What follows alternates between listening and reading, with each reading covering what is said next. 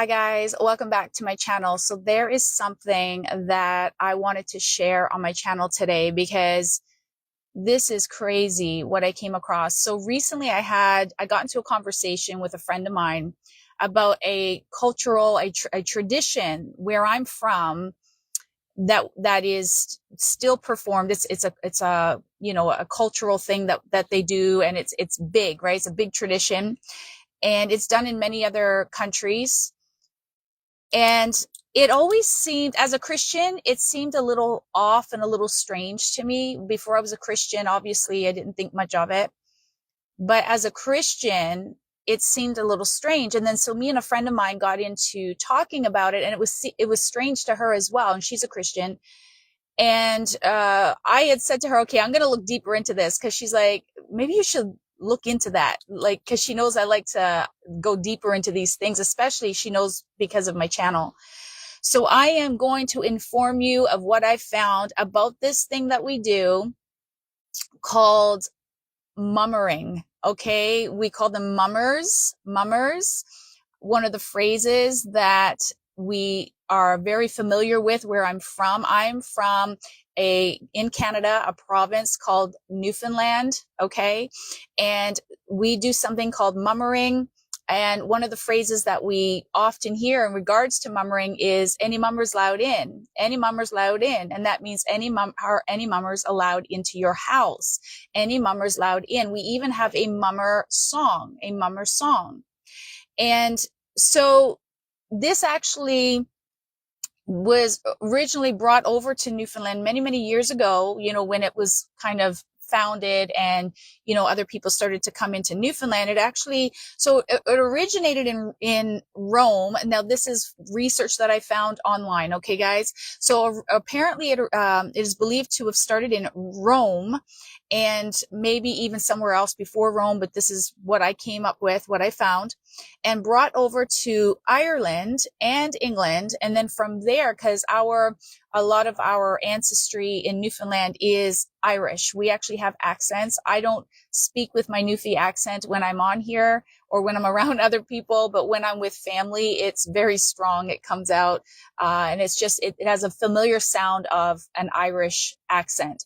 If you've listened to one of my previous videos where my brother-in-law, Lyndall G, if he's talking on one of my audio podcasts, okay, if you look into that and you click on it, you'll hear him speaking, and he's got a bit of the accent going on that as well. He tried to clean it up for the video, but you'll hear that slight accent that he's speaking with. And again, it comes from our history, our ancestral type, or whatever you want to call it, history of the Irish, okay, people from Ireland coming over. So anyways, so I wanted to share what I found about this. Now, so some of the names of mummers are called, now guys, I've got to keep my glasses on. I apologize because I'm reading. I need to be able to see my notes. I took notes for this video because there was so much that I found. So I apologize if there's a reflection. So it says, so some other names for mummers, okay, is geysers, gizzards. Mummers also means silent, which refers to mums the word. So mummers, mums the word, silent. The early mummers performed a play where a king or a prince, this is like the very early, like ancient times, early mummers, okay? Where a king or a prince named George would get the desire or the need, the urgency to kill. I'm like, what? My antennas went up when I was reading that. And so then characters in the play were brought, before the king. One of the characters was a knight, and apparently the knight would be injured, fatally wounded, I think maybe even near death, or actually did die, whatever. And the play would be like that. And then all of a sudden that king would have a change of heart, like something would switch in him. So and the way it was explaining what would happen, because he then would start calling for a doctor, so to speak, to come and resurrect, raise up and heal this knight that he just murdered. And it sounded to me a lot like demon possession, like this king was demon possessed. Do you remember in the Bible how Saul Saul became really, essentially, he became possessed by a spirit, right? And the reason why I say that is because it doesn't actually say spirit from my recollection, but it just says that he became very prideful, very angry. Remember, David was playing the harp and playing music, which Saul used to enjoy, used to like, but he just got so enraged and he tried to murder David, which is kind of what I see here. This king representing Saul, King Saul, getting this desire to murder, to kill, and he ends up killing one of his servants, one of his knights, which again would reflect on David, right? It's just crazy. So the doctor in this case was known to be because it was from ancient pagan beliefs. That's where this came about, was actually said to have been an understanding that this wasn't just a regular doctor, it was a shaman, and there was actually mystical magic performed in the ancient understanding of this to bring this knight back to life. It's crazy. So characters in the play are brought before the audience then at this point while this is going on, and they are carrying a club and a frying pan. So a weapon of a club and a frying pan. And as they're coming on, they're reciting some nonsense, some gibberish. It's not even like, it's a bunch of confusion that's going on there. It's almost as if they have, they become stupid and they're reciting some gibberish, some nonsense. And, a couple of the characters, and what they're doing at this point is trying to get money from the audience. They're trying to get money from the audience. And it seems like they're trying to distract the audience from the murder and the magic that is happening on the stage right now. Now, understand, guys, this is a play, but the play is based on magic and witchcraft. Again, we've got the shaman that is coming to resurrect this knight. It's insane. So as they're reciting this gibberish nonsense, the characters that are coming before the audience right now, there's several of them, and a couple of the characters' names, okay, is Beelzebub and Devil's Doubt, which is devilly doubt. Beelzebub and Devil's Doubt. Now, I was meaning to go in and research Beelzebub. I'm not sure if I'll get a chance to research it before I post this video. If I do, I'm gonna put it up here in this video. I'll put the information on Beelzebub, but I do believe that Beelzebub is actually known as a demon. There was a demon or a demonic spirit of some sort that is in witchcraft that his name is Beelzebub, or close to that name, Beelzebub.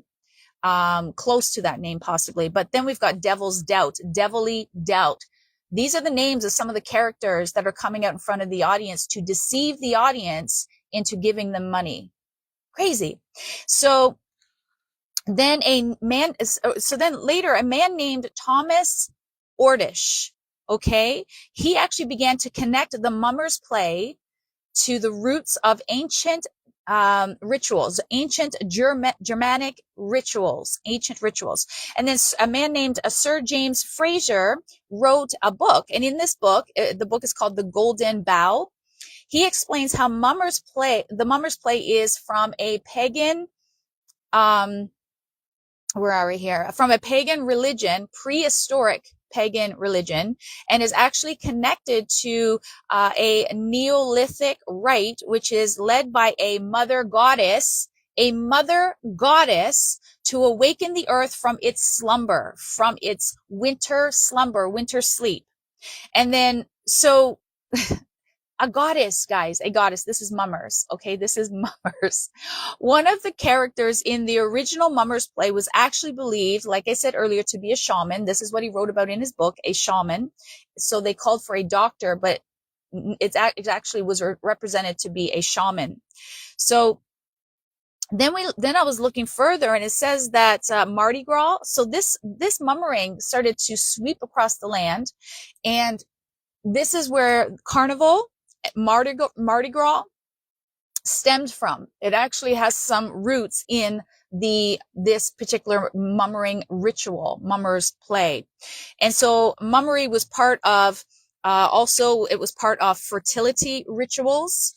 And this was actually done, fertility rituals were done during the midwinter that's when they were performed. So let's move on. Okay, it's crazy. And mummering is actually done just after Christmas. So it is done mid-winter, so to speak, or early to mid-winter still to this day. It usually starts just after Christmas Day, from my understanding, where we do it in Newfoundland. I believe it starts around December 26th, and it lasts until January something. I don't remember the date, but anyways, and then they go door to door. Where I'm from, they would go to people's houses, right? Knocking on the doors.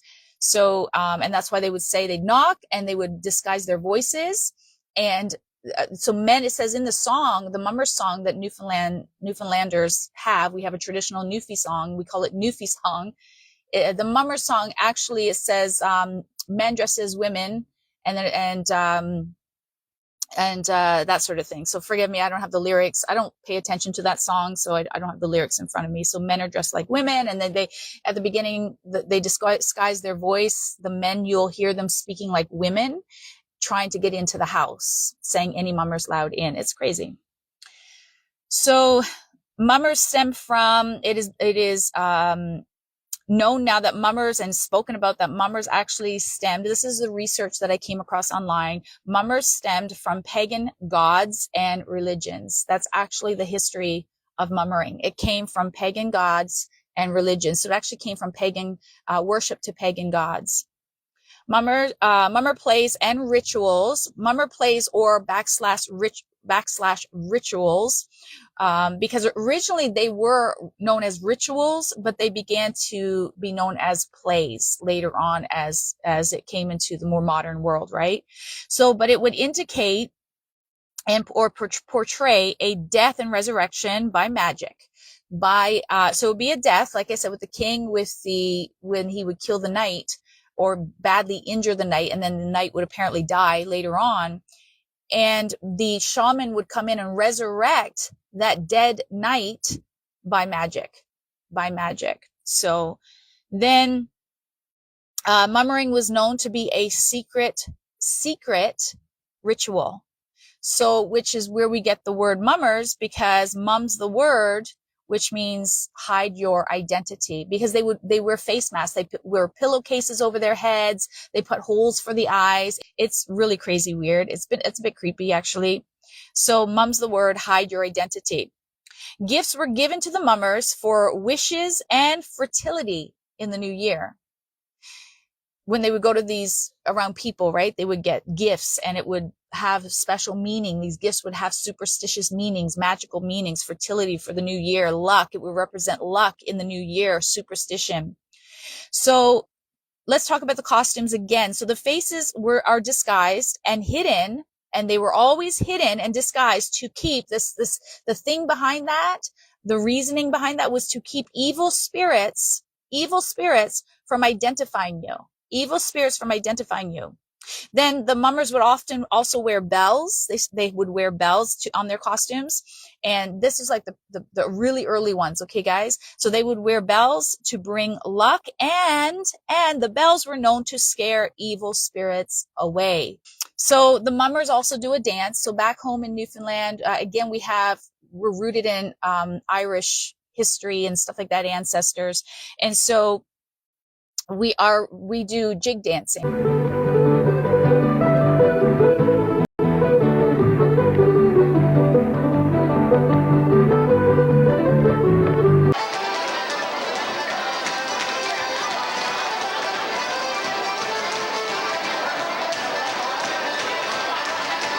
Right? We do Newfie jigs. We have Newfie music. It's very much a lot like, over in Ireland. And so the dancing, so when mummers would come into the house, still, if, ones that still do it, mummers come into the house and they would dance, they would, kick up the music, and they play accordion, and people would get out the accordion, and they would just have some dancing in the kitchen or wherever, and they would do a jig, right? So you're dancing with your feet, you're stomping on the ground, and you're doing some dancing. Well, the dancing in the early mummers was actually believed to have had magic power to bring luck. So it was actually a dance of luck. So it was actually a witchcraft type dance. It was, you hear how people do like rain dances and dances to the sun and stuff like that. Well, this is what this was. It was a magical dance to bring luck to bring luck. And it was supposed to, as the winter is being awakened, right? That winter was believed to have been a deity, a person, so to speak, like Mother Nature, a part of Mother Nature. Winter solace. You ever hear of winter solace? Kind of connected to that. And so as they're doing this dance and you know, the earth is waking up, so to speak, from its winter slumber, it was supposed to bring luck for the new year, moving forward into the new year. That's what that dance represented. Pretty crazy. And so modern mummery is believed to have come about around the late 16th century. So at this point, you know, people are starting to make it a little more light, and easygoing, and, you know, that sort of thing. So at this point, Christianity is increasing, it's growing, and even Christians began to take part, as the evil rituals behind it was now beginning to be hidden, representing mum's the word. So it was no longer just the faces of the people that were being hidden in these costumes and these face masks of whatever they would cover their faces with. It could be anything, right? So not only was the identity of the person being hidden, but as Christianity started to increase, because you see, demons, they know, right? They want to hide. They want to hide. They know that Christians won't, you know, if they understand and know and believe that this is witchcraft, most Christians wouldn't partake in that. So it was starting to hide. So not only was the person being hidden now, but the actual ritual behind this evil thing, mummering, was also being hidden. And so it was starting to be more secretive, the rooted reason of mummering, the purpose of mummering. And so it became so easygoing and so light that even Christians started to do it, right? So I made a note here that Satan works best in secret. He often hides in plain sight, coming like an angel of light in the form of something that is familiar, right? Mummering, to where I'm from, Newfoundlanders, and, you know, whatever, is a cultural tradition. And I grew up with this, knowing about it. And so it actually becomes familiar. And what I feel like the Lord was showing me is this is a familiar spirit that is working through the familiarity of a cultural tradition. That's what's happening here. And it actually is, mummering is rooted in witchcraft. It's rooted in witchcraft. This is very demonic.